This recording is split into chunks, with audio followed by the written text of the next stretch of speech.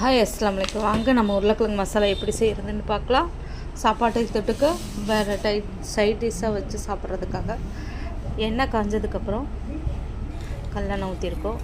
கடுகு போட்டு பொரிஞ்சதுக்கப்புறம் நெக்ஸ்ட்டு வந்து சோம்பு போட்டுக்கோம்.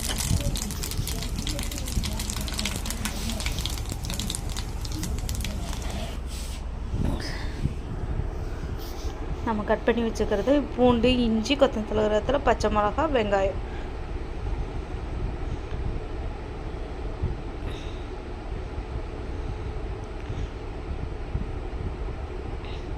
கொஞ்சம் கொஞ்சமாக நம்ம போட்டுக்கலாம்.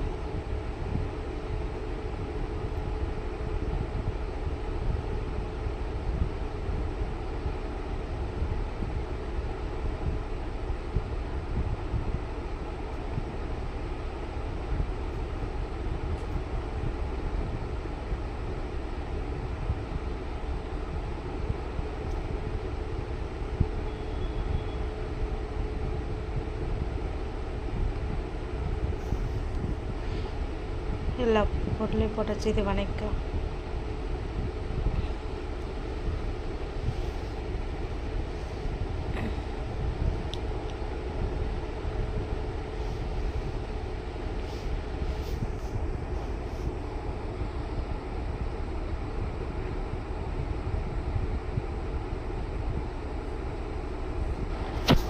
அது கூட நம்ம மஞ்சத்தூள்,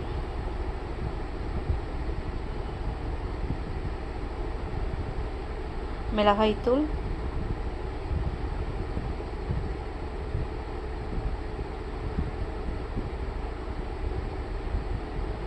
லைட்டாக கரம் மசாலா தூளும் போட்டு ஆட் பண்ணிக்கோங்க.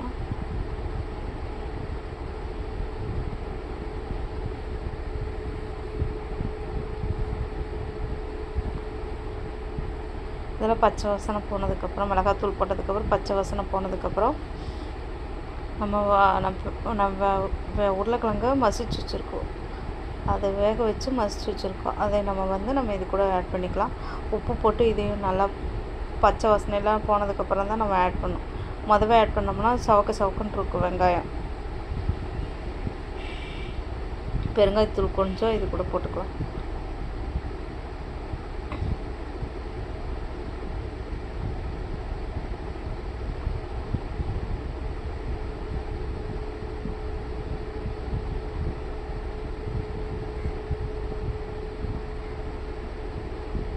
நம்ம டீ பெருங்காயத்தூள் தான் யூஸ் பண்ணிக்கலாம். நம்ம உருளைக்கிழங்கு நம்ம வச்சுருக்கோம், அதை போட்டுக்கலாம்.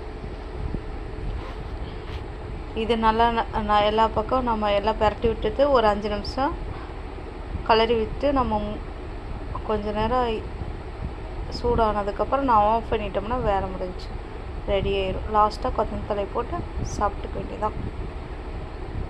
எதுக்காக இருந்தாலும் உங்களுக்கு சைட் டிஷ் நல்லாயிருக்கும்.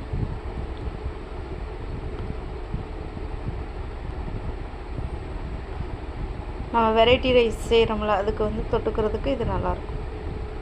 இது போல் நீங்களும் ட்ரை பண்ணி பாருங்கள்.